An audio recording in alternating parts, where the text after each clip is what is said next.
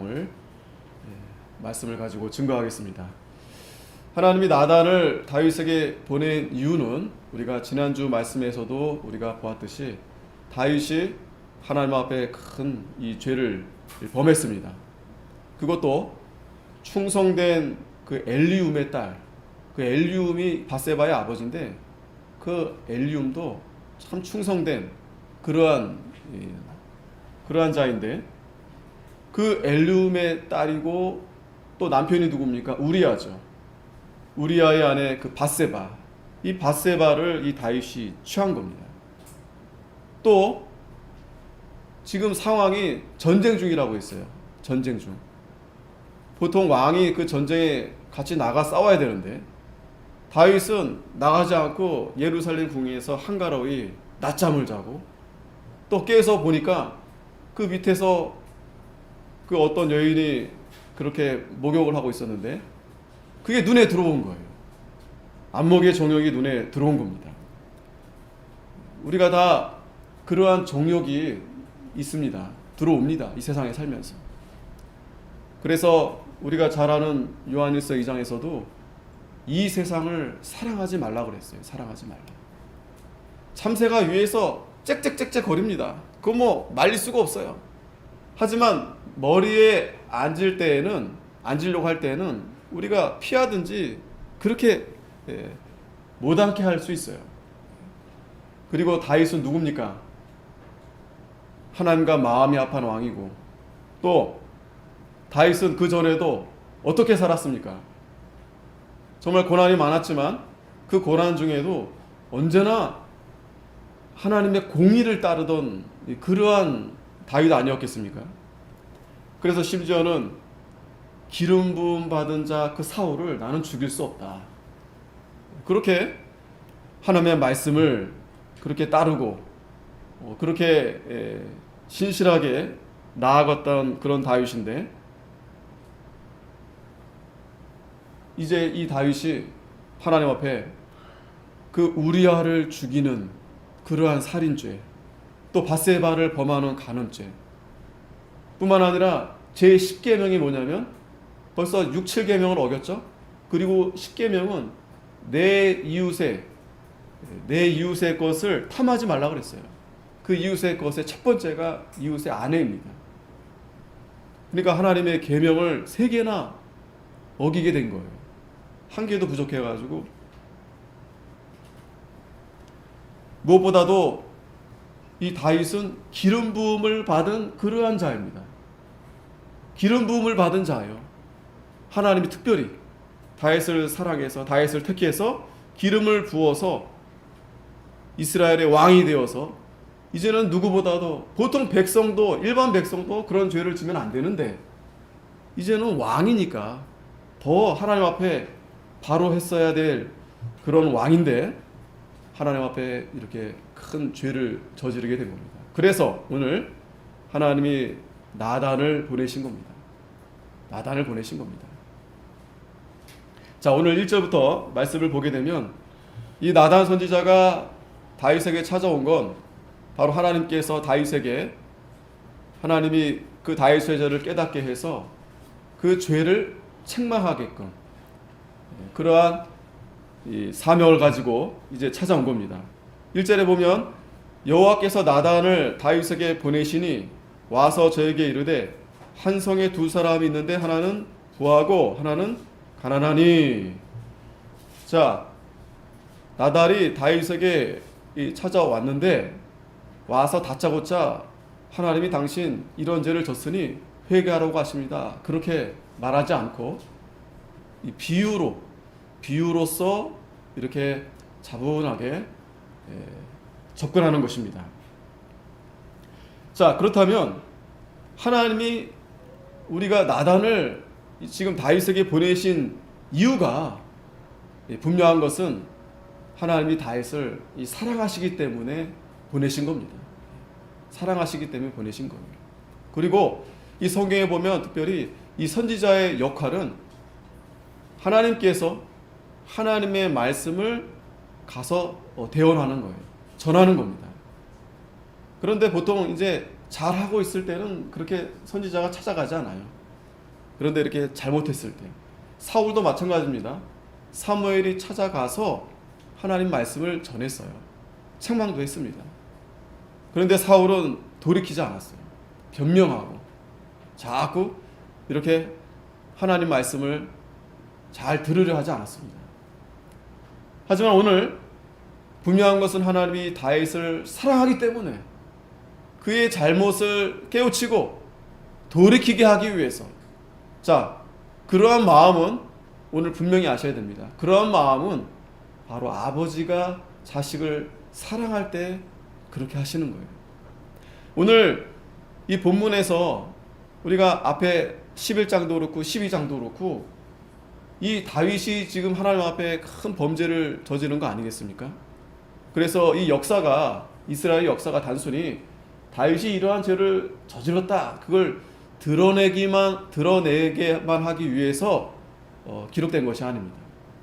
분명한 것은 그럼에도 불구하고 하나님이 다윗을 어떻게 사랑하시는가를 보여주시는 거예요.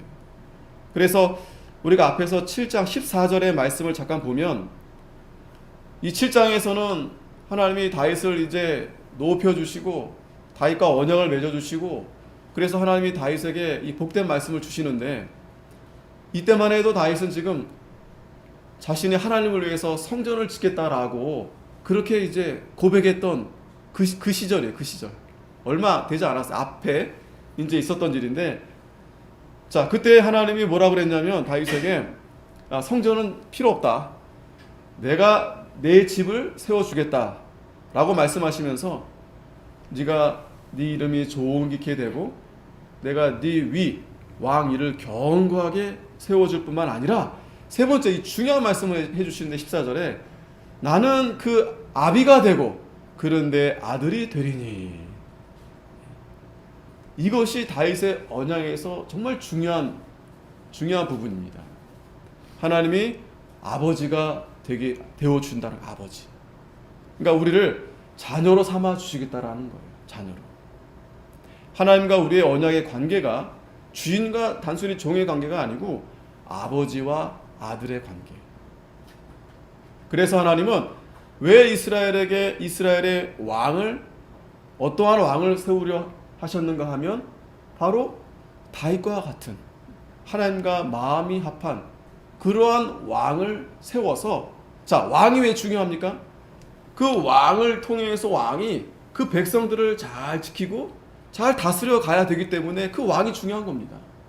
그래서 하나님은 이 다윗을 통해서 이스라엘 백성들이 너의 자식이 아니라 나의 자식이다, 이제 너희들은 나를 아버지라 이제 부를 수 있다. 자, 그런데 거기서만 그치는 것이 아니라 저가 만일 죄를 범하면, 자, 이게 중요합니다. 이게 중요합니다. 하나님이 이 약속의 조항에 요걸 넣어놨기 때문에, 이것 때문에 하나님이 다윗을 결국에 용서해 주시는 겁니다. 우리가 계약서를 쓸 때 그 조항을 잘 봐야 돼요. 예? 그냥 사고만 당해서 사고 당하면 다 해주는 게 아닙니다. 하나하나 그 조항이 있습니다. 뭐 어디 어떻게 해주고 그거에 따라서 또 보험의 액수가 또 차이가 크게 되죠. 그걸 꼼꼼히 이렇게 체크해서 계약을 해야 됩니다. 다행히 우리는 참 그렇게까지 우리가 생각이 깊지 않은데, 하나님은 우리가 연약해서 넘어질 줄 알고, 이미 우리가 그렇게 죄를 질 줄 알고서 네가 만약에 범죄하면 내가 사람 막대기와 인생 책찍으로 징계하겠다. 이러한 참 너무나 은혜로운 조항. 이 아버지의 징계는 사랑의 징계입니다. 우리가 만약에 고아라고 한다면 징계할 필요 없습니다. 여러분들이 뭐 남의 자식 잘못했다고 뭐 혼내고 막 그럽니까? 예? 남의 자식인데 절대 그렇지 않죠. 내 자식, 내 자녀에게 아버지가, 부모가 사랑하니까 그렇게 징계도 하고 또 때로는 때리기도 하고 그렇게 하는 겁니다. 그런데 참 감사한 것은 하나님이 다윗에게 그러한 약속의 조항을 넣어주신 거예요. 자, 그런데 15절에 보니까 내가 내 앞에서 패한 사울에게는 내 은총을 빼앗은 것 같이 그에게서는 빼앗지 아니하리라. 이 사울은 왜 빼앗기게 됐냐면, 자, 사울은 그러면 하나님이 사울에게는 그렇게 징계를 안 하셨겠는가? 아니죠. 사무엘을 통해서 여러 번 그렇게 얘기를 했습니다. 책망을 했습니다. 그런데 듣지 않는 거예요. 그래서 결국은 사울이 그 은총을 다 빼앗기게 된 겁니다. 그런데 하나님은 다윗에게 뭐라고 약속하시냐면, 너는 내가 빼앗진 않겠다. 이 은총이 뭡니까? 구원의 은총입니다. 너는 네가 죄를 설사 졌어도 내가 너를 결코 버리지 않겠다. 그런데 그 죄를 졌을 때 내가 너를 반드시 징계하리라. 이 징계, 이걸 여러분들이 잘 기억하셔야 됩니다. 이거는 이 사랑의 징계입니다. 그냥 막 아버지가 자식에게 화풀이 하려고 막 때리는 게 아니고, 사랑하는 마음으로 울면서 네가 돌아오라고.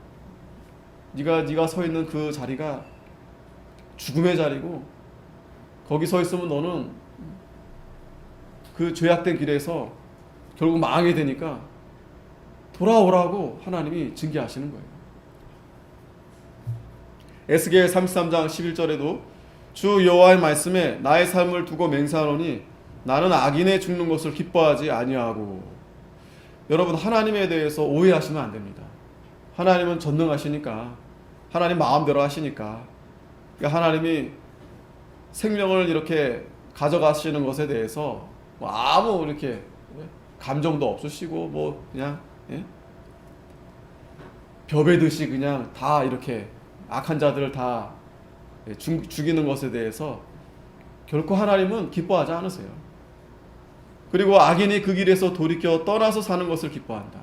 하나님이 제일 기뻐하시는 것은 그 악인이 돌이켜서 사는 걸 기뻐하신다 그랬습니다. 여러분 잘 알듯이 누가복음 15장에 그 잃어버린 아들의 비유 있죠? 그 아버지, 같은 아버지입니다. 구약의 아버지나 신약의 아버지나 다르지 않습니다. 하나님 아버지. 하나님 아버지는 언제나 죄를 돌이켜서 다시 아버지 품으로 이렇게 믿음으로 사는 것을 우리 하나님 아버지가 기뻐하신다는 겁니다. 그래서 이스라엘 족속아 돌이키라. 너희 악한 길에서 떠나라. 어찌 죽고자 하느냐. 오늘 이 시간에도 그러한 사랑의 아버지가 저와 여러분들을 이렇게 부르시는 거예요. 말씀해 주시는 겁니다. 그러한 자리에서 돌아오라는 거예요. 그 자리에서 떠나라는 거예요. 거기 서 있으면 죽습니다. 우리 성도들이 그런 악한 자리에 서 있으면은 살 수 없어요. 그래서 하나님은 지금 다윗을 사랑해서 나단을 보냈죠. 오늘 저와 여러분들에게도 오늘 이 시간에 하나님이 저를 통해서 또 저에게 여러분들에게 말씀해 주시는 겁니다. 돌아오라는 거예요. 돌이키라는 거예요. 그리고 지금 너희가 서 있는 자리가 지금 어떠한 자리인지를 밝히 알라는 거예요. 또 감사한 것은 베드로후서 3장 9절에 보면 주의 약속을 어떤 이에 더디다고 생각하는 것 같이 더딘 것이 아니라 오직 너희를 대하여 오래 참으사 아무도 멸망치 않고 다 회개하기에 이르기를 원하신다. 얼마나 오래 참으시는가 하면 천년이 하루같이, 하루가 천년같이 하나님이 오래 참아주시는 거예요. 그런 것 같지 않으세요, 여러분? 정말 그런 것 같지 않습니까? 어제만 해도 또 지금 이 순간만 해도 얼마나 많은 사람들이 뭐 사고를 당하기도 하고 또 갑자기 쓰러지기도 하고 또 강도를 만나기도 하고 또 지진이 나서 저 아프가니스탄인가 어딘가 지진이 나가지고 또 많은 사람이 죽고 또 미국은 또 막 총을 쏴대가지고 또 아이들이 죽기도 하고 또 북한 우리 가까이 위에만 해도 굶주려서 죽는 아이들도 많고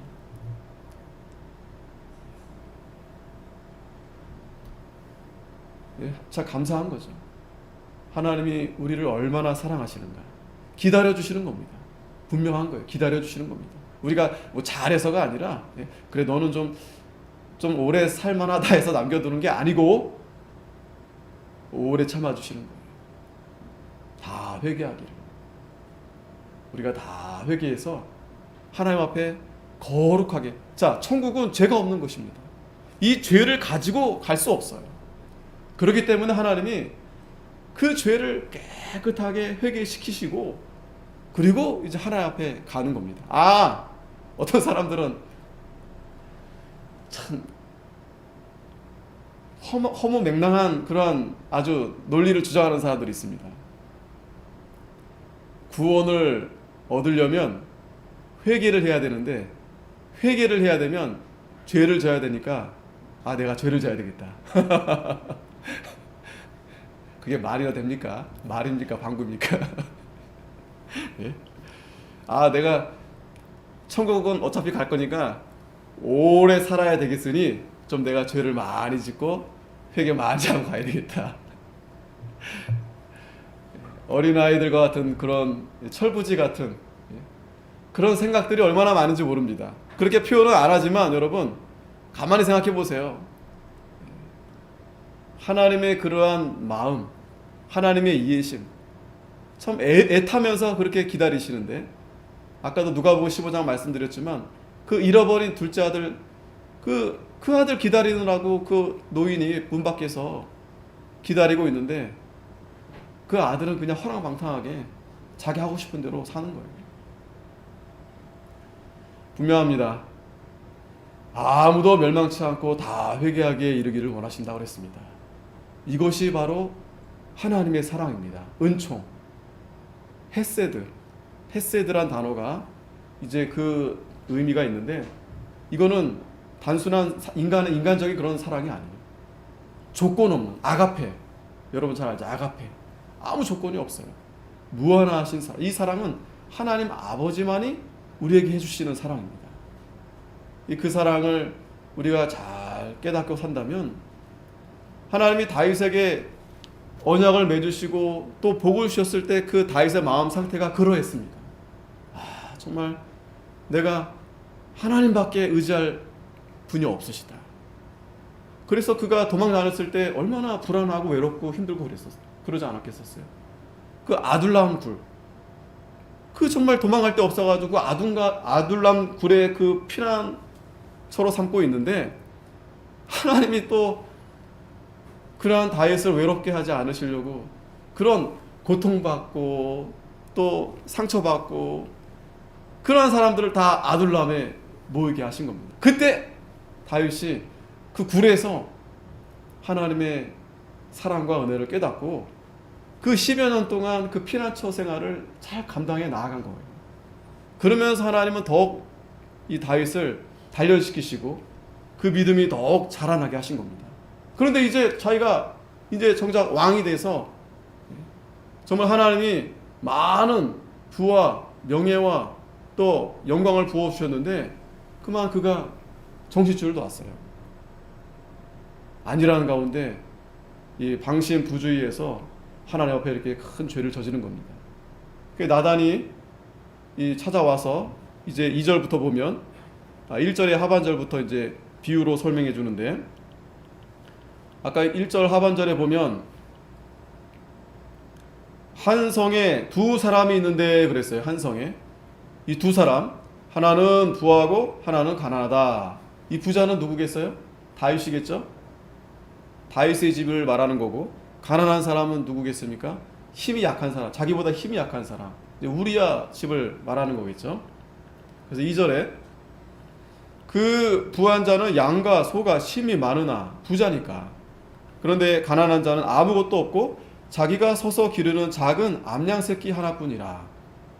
그 암양 새끼는 저와 저희 자식과 함께 있어 자라며 저희 먹는 것을 먹으며 저희 잔에서 마시며 저희 품에 누움으로 저에게는 딸처럼 되었거늘.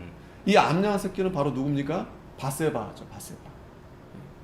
자, 그런데 어떤 행인이 그 부자에게 오매 부자가 자기의 양과 소를 아껴 자기에게 온 행인을 위하여 잡지 아니하고 가난한 사람의 양 새끼를 빼앗아다가 자기에게 온 사람을 위하여 잡았나이다.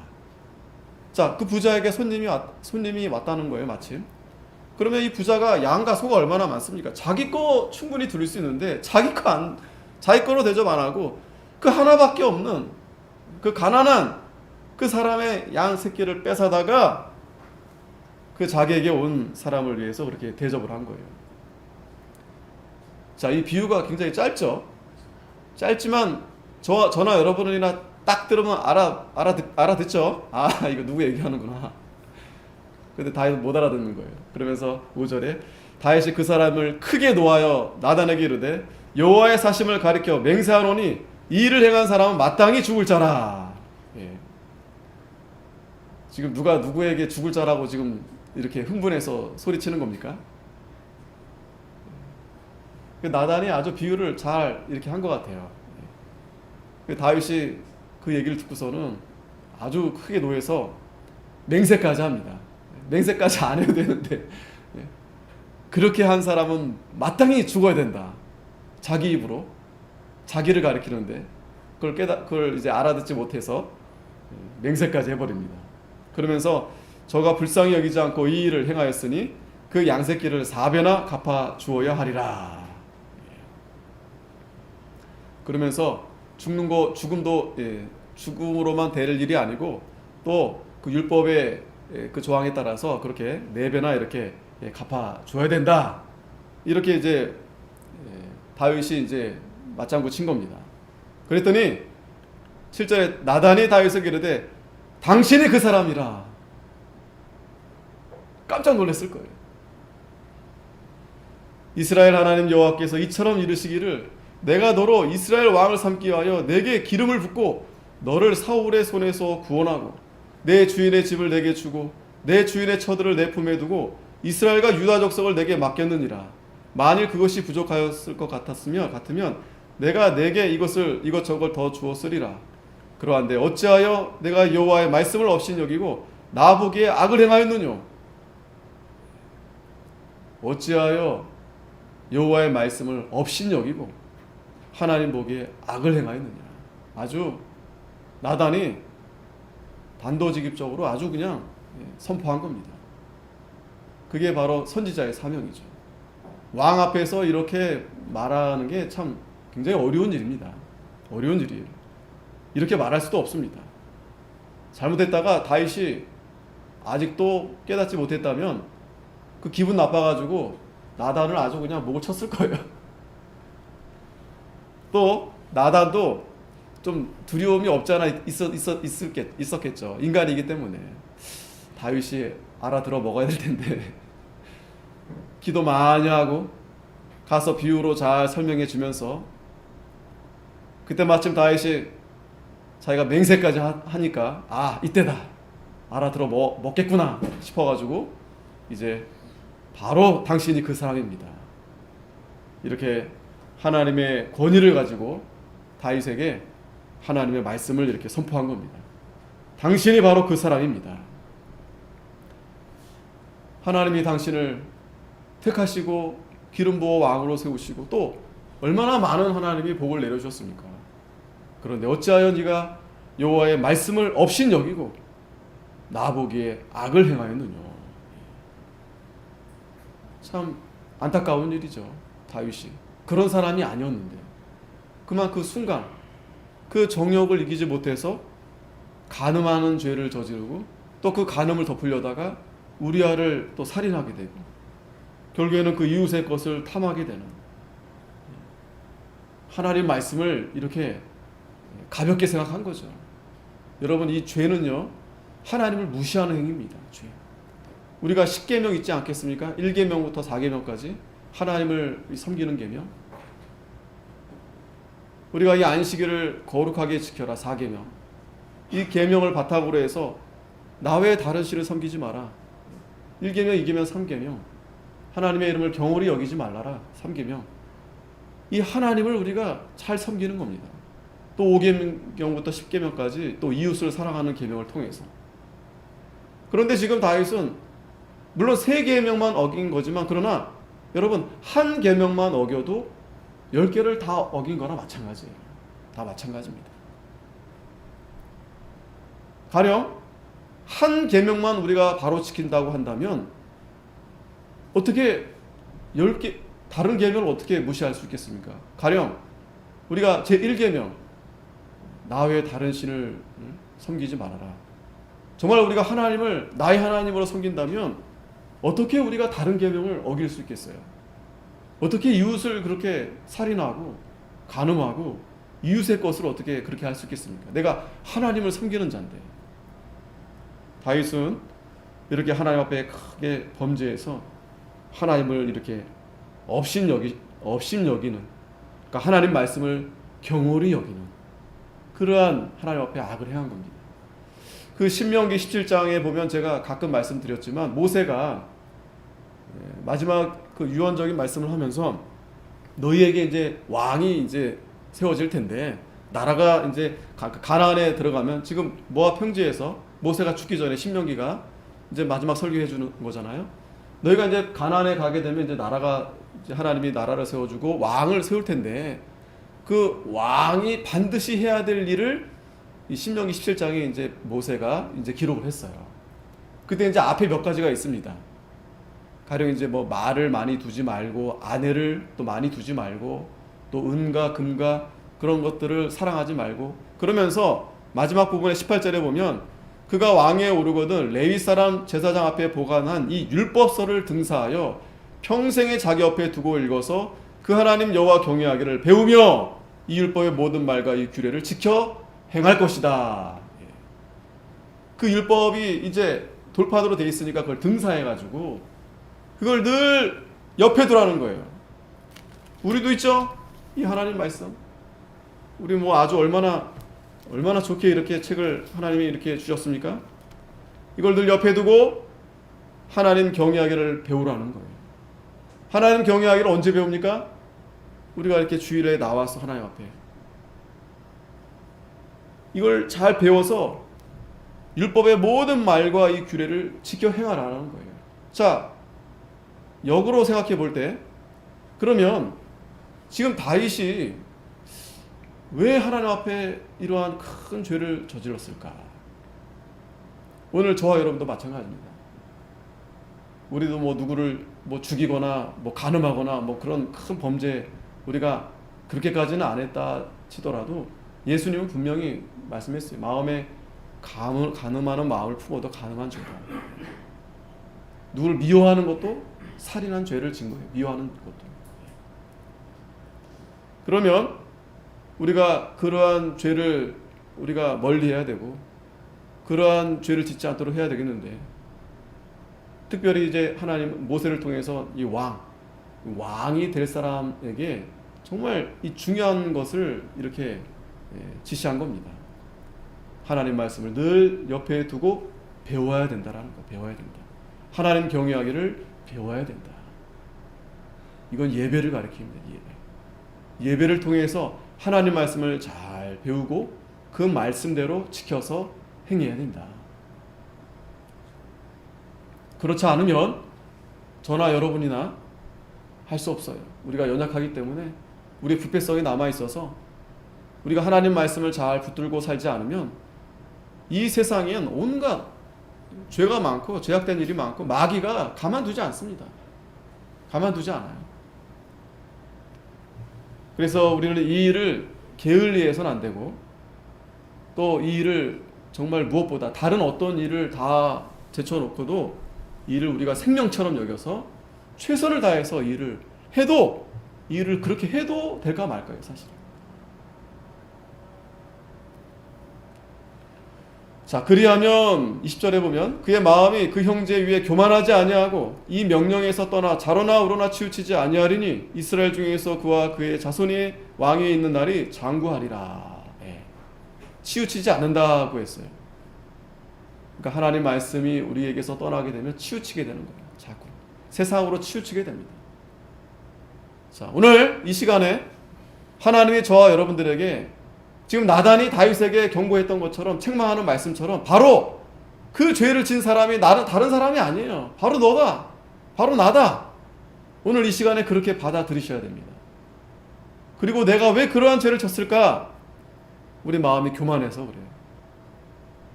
우리 마음이 하나님으로부터 떠나서 그래요. 우리가 하나님 경외하기를 우리가 잘 배우고 우리가 한 주간도 그렇게 살아야 되는데 우리가 잘 배우지 못하니까 또 우리가 배웠어도 그걸 힘써서 우리가 지키면서 살아야 되는데 이게 그냥 형식적이 되는 거예요. 형식적, 의식적. 이 바리새인들처럼. 바리새인들이 다른 자가 바리새인들이 아니에요. 율법주의자가 다른 자가 아닙니다. 다시 본문으로 돌아오면 이제 내가 나를 업신여기고 햇사람 우리아의 철을 빼앗아 내 철을 삼았은즉 칼이 내 집에 영영이 떠나지 아니하리라. 자, 죄를 지면 반드시 그 죄값은 사망입니다. 그리고 그 사망에 응당하는 여러 가지 하나님이 징계를 또 하나님이 하시는데 첫 번째로 이 다윗이 받을 그 징벌은 칼이 떠나지 않는다라는 내 집에. 지금 다윗은 그동안에 밖에서 전쟁하느라 그죠? 계속 그렇게 열심히 싸워왔어요.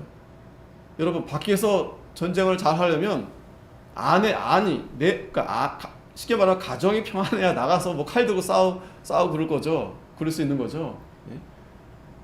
가정이 막 복잡하고 막 그냥 난리 막 하면 어떻게 나가서 밖에 일 잘 할 수 있겠습니까? 그러니까 하나님이 그동안에 잘 지켜주셨던 거예요. 가정과 이 나라를 내부적으로. 특히 이 다윗은 그 아내가 많고 또 자식들이 많잖아요. 그런데 이제 그 안에서 내부적으로 전쟁이 일어나게 된다라는 거예요. 그래서 이제 뒤에 쭉 이제 나오는 말씀들이 이제 형제끼리 싸우고 죽이고 또 그 아들이 압살롬이 배반하고 이제 이러한 일들이 이제 나타나게 됩니다. 뿐만 아니라 11절에 여호와께서 또 이처럼 이르시기를 내가 내 집에 재화를 일으키고 내가 내 처들을 가져 내 눈앞에서 다른 사람에게 주리니 그 사람이 내 처들로 더불어 백주에 동침하리라. 참 이런 수치스러운 일들이 이제 나타나는 거예요. 하나님이 이 다윗이 죄를 져서 그 집에 이러한 이 재화, 이 다른 게 아니에요. 재앙을 하나님 벌을 주시는 거예요. 그래서 너는 은밀히 행하였으나 나는 이스라엘 무리 앞 백주의 일을 행하리라. 다윗은 은밀히 그 죄를 져서 이렇게 덮으려 했었는데 그런데 하나님은 다윗은 그 자기가 하나 그 수치 가리려고 했잖아요. 그런데 하나님은 그건 뭐 될 것도 아니에요. 하나님이 그 다윗 안에서 내부적인 여러 가지 그 자식들로 인해서 여러 가지 또 사건들을 아주 참 그런 수치들을 다 드러내게 하신다라는 거예요. 드러내게 하시겠다라는 거예요. 여러분 이게 바로 하나님이 다윗에게 내리시는 징계입니다. 우리가 이 땅에서 받는 우리도 다 징계가 있죠. 그거 하나님이 그냥 징계하시는 게 아니에요. 우리의 죄로 인해서 물론 애매하게 징계하시는 부분, 애매하게 받는 고난도 있습니다. 그러나 이 징계는 우리의 죄로 인해서 하나님이 징계하시는 거예요. 그러나 앞서도 말씀드렸지만 우리가 돌이키라. 그렇게 하나님 징계하시는 겁니다. 13절 다윗이 나단에게 이르되 내가 여호와께 죄를 범하였노라. 자, 이게 바로 사울과 다윗의 큰 차이예요. 차이. 다윗은 바로 즉시 회개합니다. 그리고 하나님은 기다려 주신 거예요. 그래서 나단을 보내서 다윗에게 그 죄를 깨닫게 하고 바로 그 즉시 다윗은 회개합니다. 사울은 막 변명했거든요.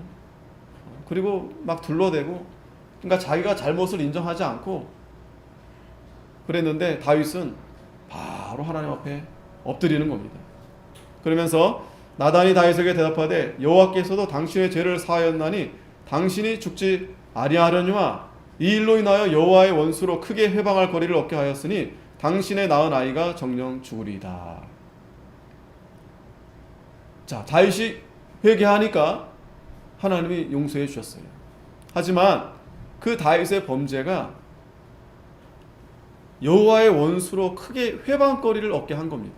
자, 여러분 이게 중요합니다. 우리 성도들이 이 세상에서 죄를 지면 이방인들이 안 믿는 사람들이 원수들이 그걸 가지고 우리를 이렇게 회방 놓는 거예요. 더 크게 회방 놓는 거예요. 교회가 왜 이러냐? 믿는 사람이 더 왜 이렇게 악하냐? 이런 식으로 하나님의 이름을 크게 이렇게 회방거리로 얻게 하는 겁니다. 이게 그래서 참 이 죄가 비참한 거예요. 단순히 그 죄가 나로 끝나는 것이 아니라 하나님의 이름이 가려지는 거예요. 하나님의 영광이 가려지는 겁니다. 그래서 우리가 특별히 죄를 우리가 피해야 되고 죄를 멀리해야 되고, 그래서 그렇게 했기 때문에 당신이 낳은 아이가 정령 죽으리라 이렇게 말씀한 겁니다. 그랬더니 15절에 나단이 자기 집으로 돌아가니라 우리아의 처가 다윗에게 낳은 아이를 여호와께서 치심에 심히 앓는지라. 나단이 예언한 대로 아이를 낳긴 했는데 이 아이에게 큰 병이 들게 된 거예요. 물론 이 세상의 모든 병이 다 뭔가 죄 때문에 그렇게 그 병을 얻은 건 아닙니다. 요한복음 8장에도 보면은 그 나면서부터 그 소경 있잖아요. 하나님의 영광을 나타내기 위해서 하나님이 특별히 그렇게 그런 어려움을 갖고 나신 분들도 있어요. 하지만 우리가 보편적으로 볼 때 우리가 이 세상에서 여러 가지 이러한 하나님의 징계를 받게 됐을 때는 먼저 자신의 죄를 찾아야 됩니다. 그 죄를 찾기 위해서는 우리가 하나님 말씀을 우리가 가까이 해야 돼요. 오늘도 이 시간이 바로 그런 시간입니다. 이 예배가 단순히 하나님이 우리에게 복을 주시겠구나, 하나님 복 주시옵소서, 그렇게 복을 달라고 구걸하는 그런 시간이 아니에요. 그래, 좋다, 내가 너한테 복을 많이 줄 건데 그러면 먼저 네가 네 죄를 찾아서 회개해야 된다. 죄를 찾아서. 정신을 못 차리니까, 알지 못하니까, 깨닫지 못하니까 하나님이 그 징계를 치셔서라도 여러 가지 하나님이 돌이키게 하시는 거예요. 그 아이가 태어나자마자 이렇게 아파하니 그 부모의 마음이 얼마나 그 고통스럽지 않겠습니까? 자, 그런데 우리가 여기서 보면 고작 그냥 한 절에 다윗이 그냥 하나님 제가 잘못했습니다 그러고 그렇게 한 줄에 회개한 걸로 끝나 보이지만, 그러나 우리가 시편을 보면 다윗이 얼마나 절절히 하나님 앞에 엎드려서 회개했는지 시편 32편 또 시편 51편에 잘 나타나 있습니다. 우리가 다 볼 수는 없지만 51편 잠깐 보게 되면 그 시편 51편 그 내용의 그 제목을 보더라도 거기 보면 그 성경 위에 시편 위에 제목이 써 있잖아요. 다윗의 시, 영장으로 한 노래. 다윗이 밧세바와 동침한 후 선지자 나단이 저에게 온 때. 그리고 회개하면서 이 시를 쓴 겁니다. 보면 하나님이여 주의 인자를 쫓아 나를 긍휼히 여기시며 주의 많은 자비를 쫓아 내 죄가를 도말하소서. 나의 죄악을 맑게 시키시며 나의 죄를 깨끗이 죄하소서. 대저 나는 내 죄가를 아오니 내 죄가 항상 내 앞에 있나이다. 내가 주께만 범죄하여 주의 목전에 악을 행하였사오니 주께서 말씀하실 때에 의로우시다 하고 판단하실 때에 순전하시다 하리이다. 내가 죄악 중에 출생하였으며 모친이 죄 중에 나를 잉태하였나이다. 그러면서 눈물 흘리면서 침상에 떠내려갈 정도로 이 다윗이 정말 회개를 했어요. 그리고 그 아이가 7일 동안 이제 앓다가 결국 죽게 되는데 그 7일 동안 금식하면서 다윗이 기도했다라고 했어요. 51편에 좀 더 보면 우슬초로 나를 정결케 하소서 내가 정하리이다. 나를 씻기소서 내가 눈보다 희리이다. 하나님이여 내 속에 정한 마음을 창조하시고 내 안에 정직한 영을 새롭게 하소서. 나를 주 앞에서 쫓아내지 마시며 주의 성신을 내게서 거두지 마소서. 주의 구원의 즐거움을 내게 회복시키시고 자원하는 심령을 주사 나를 붙드소서. 하나님의 구하시는 제사는 상한 심령이라 하나님이여 상하고 통회하는 마음을 주께서 멸시치 아니하시리이다. 자, 이 다윗의 시편을 쭉 보게 되면 이 다윗이 죄로 인해서 여러 가지 표현 가운데서 그 죄를 누가 그러면 사하게 해주시느냐? 바로 예수 그리스도의 그 십자가를 이제 다윗이 시편 22편에도 그렇고 그렇게 설명되는 부분들이 있어요. 그래서 앞전에서도 보면은 그 하나님의 영광이 가려져서 결국 그 아이를 내가 죽게 하겠다라고 했잖아요. 그래서 히브리서 6장에도 보면은 이 피 흘림이 없이는 죄 사함이 없다라는 말씀이 있어요. 피 흘림이 없이는 죄 사함이 없다. 결국 그래서 단순히 다윗의 죄뿐만 아니라 우리가 다 죄 때문에 우리는 결국 죄로 인해서 사망에 이르게 되고 결국 영원히 지옥에 갈 수밖에 없어요. 그런데 우리 예수님이 대신 십자가에서 죽으심으로 인해서 희생 제물이 되셔서 우리의 모든 죄를 다 사해 주시는 겁니다. 그러한 뜻으로 다윗이 이렇게 자기 죄를 회개하면서 그러한 이 상한 심령으로 하나님 앞에 나아갈 때 하나님이 그러한 마음을 멸시치 말아주시고 구원해달라고 용서해달라고 하나님 앞에 간절히 기도한 것입니다. 다시 본문 들어오면 다단이 자기 집으로 돌아가니라 우리아의 처가 다윗에게 낳은 아이를 여호와께서 치심에 심히 아는지라. 그러니까 지금 아이가 보통 1년 이렇게 있잖아요. 그죠? 12개 12달. 그러니까 나단이 다윗에게 찾아왔을 때가 거의 이제 해산할 무렵에 아마 오지 않았을까 싶어요. 그러니까 다윗이 죄를 짓고 한 1년이 지나서, 그죠? 1년 가까이 애가 나기 전에 나단이 찾아와서 지금 그렇게 책망하고 했을 때 이 다윗이 지금 하나님 앞에 회개하게 된 거죠. 그리고 나서 그러니까 1년 정도 지나고 나서 지금 아이가 이제 낳게 됐는데 결국 이 아이가 이제 병이 들고 죽게 되는 겁니다. 그렇지만 다윗이 그 아이를 위해서 하나님께 간구하되 금식하고 안에 들어가서 밤새도록 땅에 엎드렸다고 했어요. 밤새도록. 얼마나 참 고통스러웠을까요? 이 죄가 참 비참하게 하는 겁니다. 그러나 감사한 것은 하나님이 우리를 그 죄 가운데서 돌이키게 하신다라는 거예요.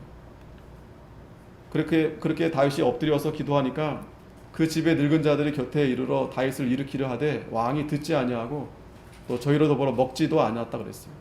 그런데 이래 만에 그 아이가 죽으니라. 그러나 다윗의 신복들이 아이의 죽은 것을 왕에게 고하기를 두려워하니 이는 저희가 말하기를 아이가 살았을 때에 우리가 말하여도 왕이 그 말을 듣지 아니하셨나니 어떻게 그 아이의 죽은 것을 구할 수 있으랴. 왕이 회상하시로다 함이라. 결국 7일 만에 죽었어요, 그 아이는. 그런데 죽었다고 왕에게 말을 또 할 수가 없는 거예요. 그 아이 때문에 늘 금식하면서 애통하면서 기도하는데 죽었다고 말하면 그 왕이 다윗이 얼마나 슬퍼하겠습니까? 자, 그런데 다윗이 그 신복들의 서로 수군거리는 것을 보고 그 아이가 죽은 줄 깨닫고 그 신복들에게 묻되 아이가 죽었느냐? 대답하되 죽었나이다. 다윗이 땅에서 일어나 몸을 씻고 기름을 바르고 의복을 갈아입고 여호와의 전에 들어가서 경배하고 궁으로 돌아와서 명하여 음식을 그 배 앞에 베풀게 하고 먹은지라. 죽었다고 하니까 다윗이 바로 그냥 몸 딱 씻고 기름 바르고 다시 예전처럼 다시 와서 이제 식사를 하는 겁니다. 그랬더니 신복들이 어리둥절하는 거죠. 왕께 묻되 아이가 살았을 때는 막 유하고 금식하고 오시더니 죽은 후에는 일어나서 잡수시니 어찌입니까? 가로되 아이가 살았을 때 내가 금식하고 온 것 혹시 여호와께서 나를 불쌍히 여기사 아이를 살려주실는지 누가 알까 생각함이오니와 시방은 죽었으니 어찌 금식하랴 내게 다시 돌아오게 할 수 있느냐? 나는 저에게로 가려니와 저는 내게로 돌아오지 아니하리라. 자, 여기서 중요한 것은 이것이 바로 이 성도의 자세예요. 올바른 자세입니다. 우리는 물론 그 슬픔 참 안타깝죠. 그러나 하나님이 그 기간이 지나게 되면 잊어버려야 됩니다. 그 고통 잊어버려야 돼요. 그 상처 잊어버려야 돼요.